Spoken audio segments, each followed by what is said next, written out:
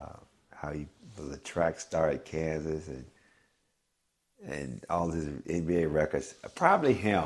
Say his name again? Wilt Chamberlain. Okay.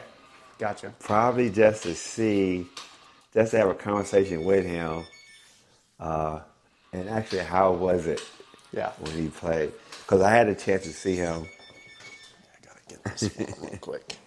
I'll cut this out. Yeah. What's up, dude? How's it going? Brother. Good to see you. Hi. Hey, how This you is Coach doing Carlos. now? Having him on the podcast. Coach. Coach Carlos. Oh, hi, Coach. How you doing, Loretta? Sorry, you guys in the middle of a call. Yeah, you're good. You're good. Sorry. You are totally fine, my friend. Now, I would probably say Wilt Chamberlain. Do whatever you need to do, man.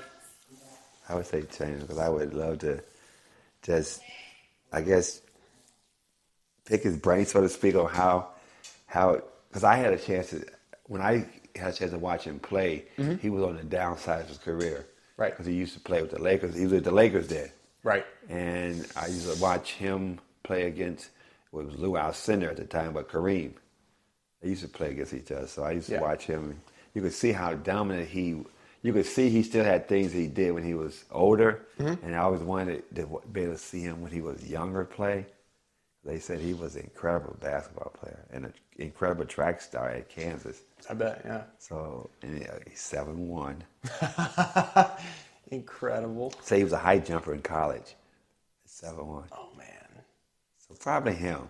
Probably him. Yeah, just to hear some of his stories and That's awesome. see how it was when he was younger playing in the league. What era did he play? He was more in the 60s, late 70s. Oh, wow. Yeah. Because that was in the 70s when I had a chance to watch him. So he was on the downside of his career then. So I'm going to say the 60s and late 70s or early 70s, late 70s. Wow. Early to mid 70s. Yeah. Because 71. So I'm going to say 60s to early to mid 70s. Gotcha. Yeah. Yeah. Awesome. Yeah. Because I read stuff, I see stuff about him, and they talk about, and all the records, old records they speak of are, his name always the first one to come up. He Wilt Chamberlain this, Wilt Chamberlain that, whatever, scoring, block shots, rebounds, whatever it is. His name is always in the top 3 of all these things. So yeah, and I don't think he played, like 15, 16. I think he only played like 12 or 13 years. Wow. So they didn't play as long back then. Yeah. For whatever reasons. Yeah, probably Wilt. I would say Wilt. Interesting. Yeah. Very cool, though. Yeah. Very cool. Yeah. Alrighty. Oh, great. Here we go. What's your go-to karaoke song? Go-to karaoke. There is a random one. Do I even have a go-to karaoke song? No, I don't Actually, have. I don't say, have- what's your taste in music? I listen to some jazz. I listen to old R&B. I listen to a little bit of everything. I would say, to pick a song, probably it had to be a Michael Jackson song. So I'm not surprised to hear that. let me see. I'm gonna say "You Want to Be Starting Something" with Michael Jackson. There you go. Because I was a big Michael Jackson fan, so There you I would go. say that. That's great. Yeah, and entertainer. Indeed. Indeed. Yeah, that's a good question there. Okay, to go back a little bit, I just thought of this off the top of my head, but what was your relationship like with your wife? How did that kind of come about? Totally random, and I know we're going to take it back there. It was good. I mean, she understood what I was doing, and I always told her, like, look, this time of year, I'm doing this. I'm locked into this. You just got to have some patience here. Yeah. I never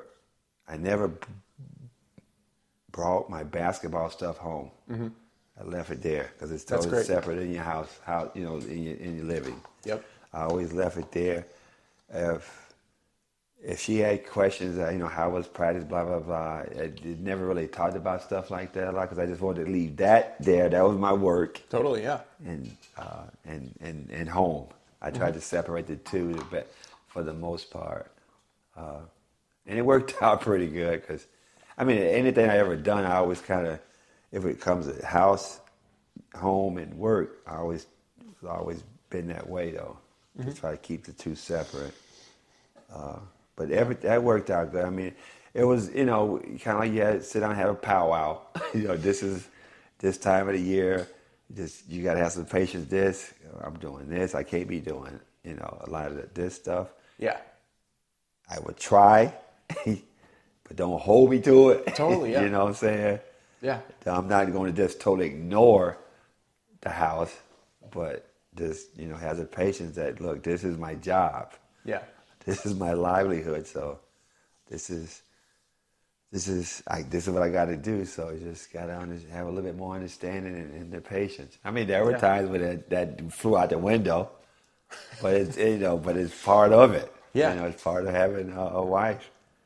Definitely. You just got to get through it. Yep.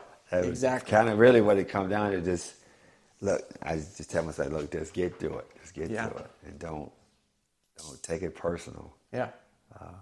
Yeah, that's good, man. You know what I'm saying? Yeah. Because you have to try to separate the two because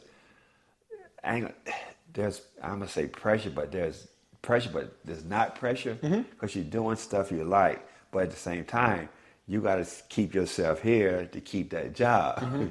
So totally, it is, but it isn't pressure, so to speak. I guess in the moment you don't look at it, you just going through it.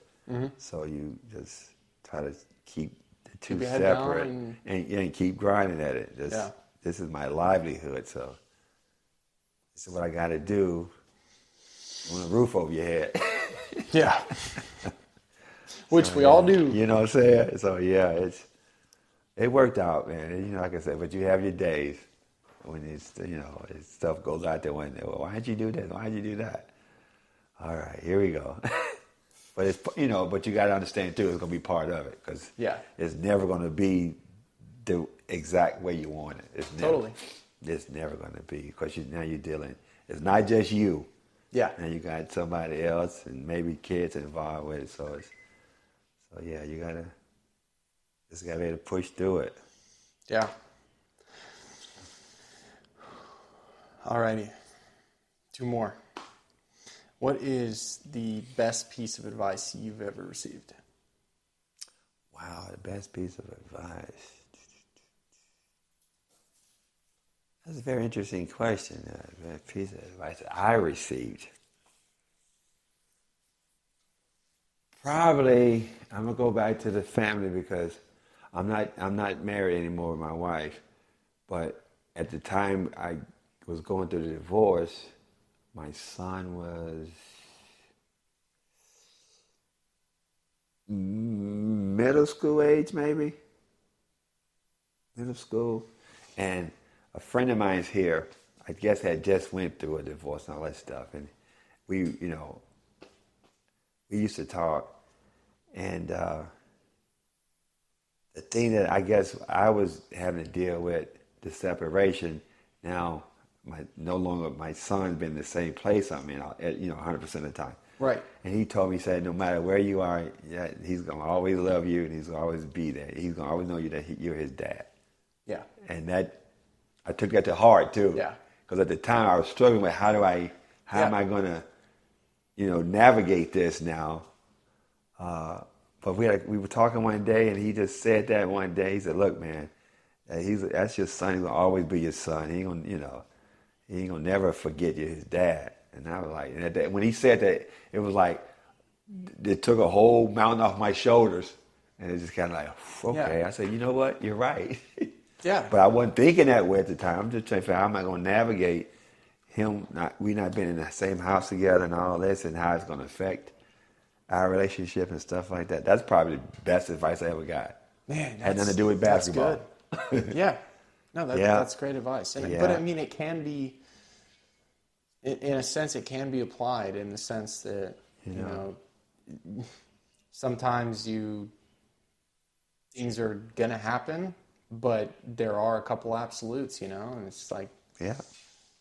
He said that. you will be okay. Yeah, and that's You know? kind of what he That's said. kinda That's what he was really saying. It's gonna be okay. Yeah. And then I was like, you know what? You're right. And I just kind of like, at that point, everything was good. Yeah.